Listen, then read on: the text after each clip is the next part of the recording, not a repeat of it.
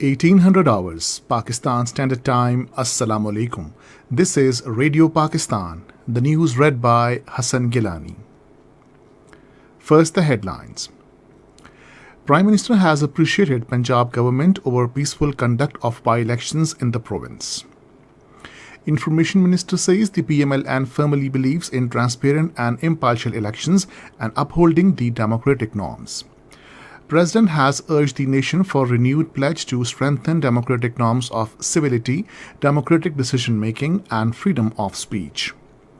Pakistan has urged the international community to extend its support to Afghan interim government to avert the lurking danger of economic collapse. Kashmiris on both sides of the line of control and the world over will observe the accession to Pakistan Day tomorrow. On the third day of first cricket test against Pakistan at Galle, Sri Lanka in their second innings were 329 runs for 9 wickets at stumps today. And now the news in detail.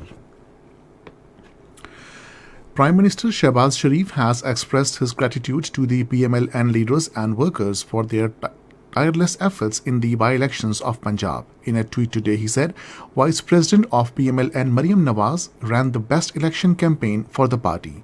He said the Punjab government under the leadership of Chief Minister Hamza Shehbaz deserves congratulations over peaceful conduct of the elections. Minister for Information and Broadcasting Mariam Aurangzeb has said the PMLN firmly believes in transparent and impartial elections and upholding the democratic norms. In a series of tweets today, she said the election of the previous day in Punjab is its practical demonstration. The Information Minister recalled that when Imran Khan had the federal and Punjab governments, he breached the constitution to save power on 3rd April. On the contrary, the Pakistan Muslim League N did not use its power in the Federation and Punjab to kidnap the staff of the Election Commission. The Information Minister said these are the first elections in the history in whose transparency finger cannot be pointed even by the worst political opponents. President Dr. Arif Alvi has called for renewing pledge to strengthen democratic norms of civility across party lines and promote tolerance for dissent, freedom of speech and equality before the law for the empowerment of the country and the people. In his message on the International Day of Nelson Mandela, he said we should speak against the hate and stand for human rights to make our world more just, compassionate, prosperous and sustainable for all. The President paid rich tributes to the visionary leadership of Nelson Mandela, saying he exemplified courage, compassion and commitment to freedom, peace and social justice. Ambassador of Pakistan to Afghanistan Mansoor Ahmad Khan has urged the international community to extend its support to Afghan interim government to avert the lurking dangers of economic collapse compounded with large-scale hunger and squalor. In an interview with the APP, the ambassador said it is important that the tools of economic sanctions should not be used against the Afghan population. He said Afghan foreign reserves should be handed over to Afghanistan so that it can be spent for the welfare of the people. The ambassador said the global community's enhanced engagement and broadening of partnership are must for a durable peace and stability in Afghanistan. According to a report of the United Nations High Commissioner for Refugees, about 24 million Afghan people including 13 million children, rely on humanitarian aid.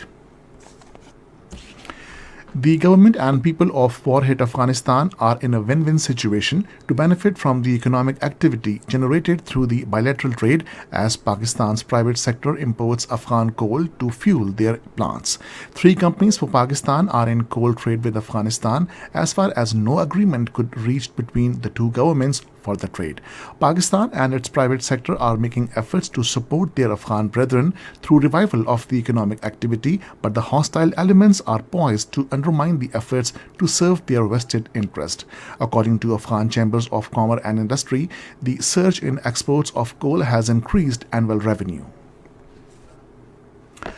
Pakistan has called for bold reset of the global climate change agenda to mitigate the sufferings of the countries affected adversely by the impacts of climate change. The call was made by Minister for Climate Change Sherry Rahman while taking part in the Berlin climate mood underway in Germany. The minister said Pakistan's extreme vulnerability to climate-induced events has exposed it to unprecedented heat waves, forest fires, glacial lake outburst floods, water scarcity, and torrential monsoon flooding. She said all these events have affected agricultural productivity, livelihoods, human health, and economic stability. Sherry Rahman underscored the need to accelerate actions as well as joint finance implementation goals to compensate the countries which are facing losses due to climate events. This is Radio Pakistan. Kashmiris on both sides of the line of control and the world over will observe the accession to Pakistan Day tomorrow with a renewed pledge to continue the struggle for Jammu and Kashmir's liberation from Indian occupation and its complete merger with Pakistan. According to Kashmir Media Service, it was on 19th July in 1947 that the genuine representatives of the Kashmiris unanimously passed the resolution of Kashmir's accession to Pakistan during a meeting of the All Jammu and Kashmir Muslim Conference at the residence of Sardar Muhammad Ibrahim Khan in Abi Guzar area of Srinagar. The APHC leaders, including its Secretary General Maulvi Bashir Ahmad Irfani, Dr. Musaib, Jammu and Kashmir Muslim League, Jammu and Kashmir People's League, and Jammu and Kashmir Muslim Conference, while terming the July 19 as an important milestone in the history of Jammu and Kashmir, said that it was on this day in 1947, almost a month before Pakistan came into being, that the Kashmiri people associated their political future with Pakistan. They maintained that the Kashmiris will not rest till Jammu and Kashmir attains freedom from Indian slavery and becomes part of Pakistan. President of the United Arab Emirates, Sheikh Mohammed bin Zayed, has established $186 million fund to support the space sector. In a statement, he said the space fund aims to support the establishment of new companies in the sector to develop the capabilities of the industry in terms of technological development as well as encourage new national strategic and research projects. Ukrainian emergency services say 6 people have been killed in Russian shelling and also destroyed a building in the Toretsk town of Donetsk region. In a statement, the emergency services said that early in the morning the town of Toretsk was shelled. A two-story building with people inside was destroyed. At least 19 people were killed while over 90 others rescued when a boat capsized in Indus River near Sadiqabad today. According to Rescue 1122, the victims were traveling on a boat from a riverine belt of Rojan to Macha. On the third day of first cricket test against Pakistan at Galle, Sri Lanka in their second innings were 329 runs for the loss of 9 wickets at stumps today. Score: Sri Lanka 222 and 329 for 9, Pakistan 218. Pakistan Meteorological Department has forecast rain thunderstorm with few heavy falls in few parts of Balochistan during the next 24 hours. According to alert of the Met Department, rain thunderstorm with a few heavy falls are likely in Laspela, Uthal, Sumiani, Umara, Pasni, Gawadar, Jivni, Turbat, Avaran and Cage area of Balochistan today and tomorrow. Rain thunderstorm with isolated heavy falls are also expected in Karachi, Hyderabad, Thatta, Badin, Mirpur Khas, Tharparkar, Umarkot, Sanghat, Tando Muhammad Khan, Tandowala Yar, Dadu and Jamshoro districts of Sindh today. Heavy rains may trigger urban flooding in low-lying areas of Laspela, Uthal, Somiani, Umara, Pasni, Gawadar, Jivni, Turbat, Obaran and Cage areas of Balochistan. And now finally, the weather report.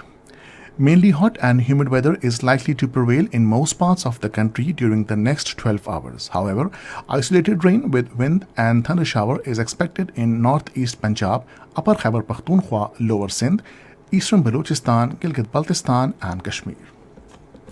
And now to end the bulletin, the headlines once again. Prime Minister has appreciated Punjab government over peaceful conduct of the by-elections in the province.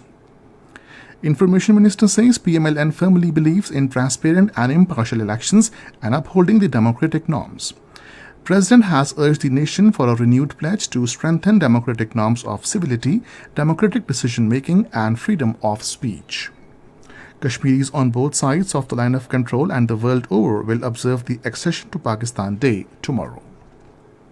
And this is the end of the news. For more news and analysis, log on to our website radio.gov.pk and also watch live video streaming of our bulletins on the link facebook.com/Radio Pakistan News Official.